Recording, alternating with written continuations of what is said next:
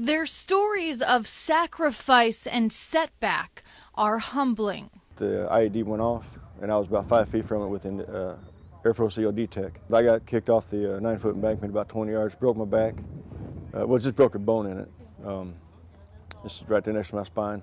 Blinded my right eye. But for the 15 wounded warriors in attendance at Grassy Lake Hunting Club this weekend, the healing works in unseen and at times unspoken ways. What we call it is camouflage therapy.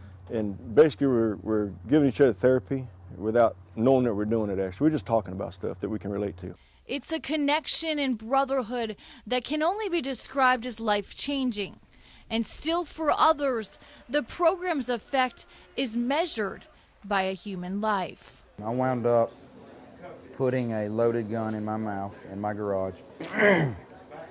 And as I had the weapon in my mouth, I got a phone call. And for some reason, I answered the phone. That very call, an invitation to attend the Wounded Warriors hunt at Grassy Lake exactly 1 year ago.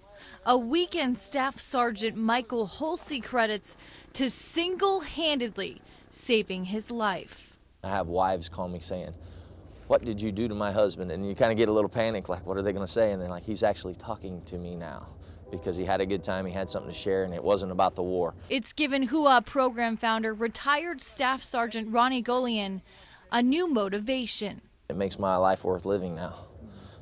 I'm very proud of what I do. I'm still sick.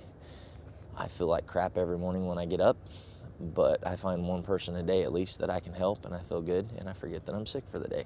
We're going on 6 hours in the pit, still no ducks, but the guys have been passing the time telling plenty of war stories. I've never been in a foxhole or been to Iraq with any of these people here, but I love them just as much or maybe more than some of the guys I've done that with, because a ground blind is now our foxhole, and we're fighting the battle for normalcy or acceptance or to deal with what we had to deal with. A group that boasts bravery and is hailed as heroes.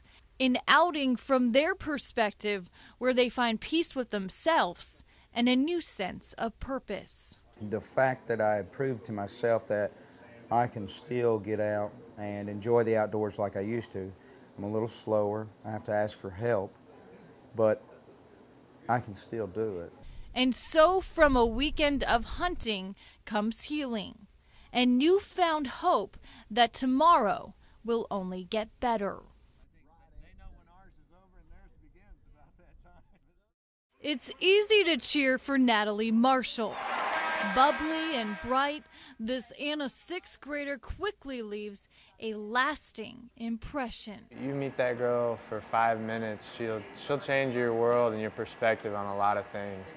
Just the joy that she brings to life. I was trying to put myself in this situation where, what would I be like? Would I be a happy guy? Would I be someone who can still bring joy to other people? And it's tough, what she's gone through and what her family's gone through. At the impressionable age of 11, Marshall was the driving force behind an SIU Athletics toy drive to benefit Children's Cancer and Cardinal Glennon Hospital. It's a cause that's especially close to Natalie's heart because she is one of those patients. When I first got diagnosed, the doctors told me that I might not lose my hair, and then later on it fell out, and I was really sad. It has been very hard. I like to describe it, it's the first thing that I think about when I wake up in the morning, wondering if she's feeling okay. And it's the last thing I think about before I fall asleep at night.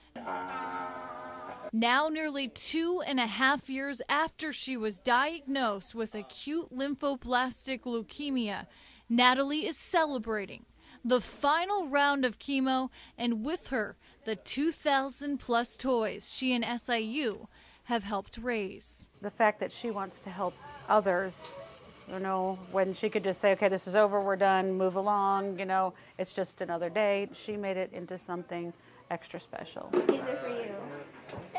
But the realities of childhood cancer aren't easy. It's way more hard for kids than it is for grown-ups because kids really don't know what's going on. It's humbling to understand what type of situation she's in, and it puts your life in perspective a little bit. And the Marshalls admit much more needs to be done. Her leukemia is very treatable. That doesn't mean it's easy, it's really hard. But there's other childhood cancers that need more research because children die.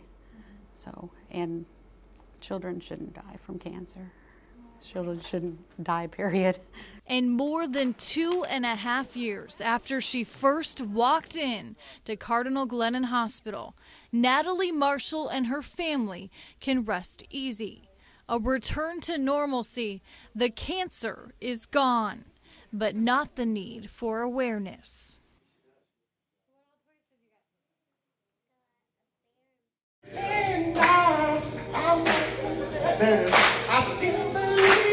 I got lucky enough to get a good song. It's just about having fun and trying to get to know the new guys. A recording contract is not in their future. Please get off the stage. But Southern Illinois' newest rookies did relish Minor's Idol.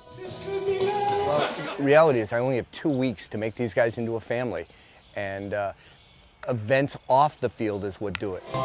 It's raining men. Hallelujah. Raining men. As for team chemistry, healthy competition, even a little bromance.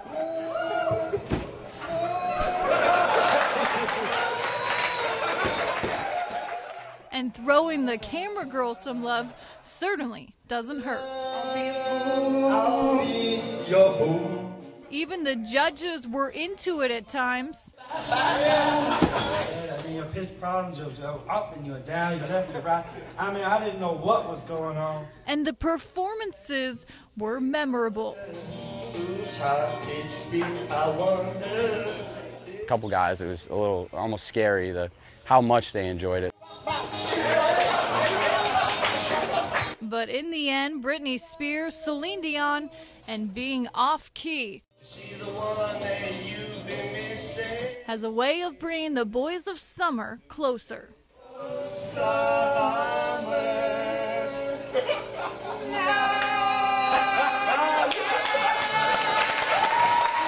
In Marion, Kelly Burke, News 3 Sports.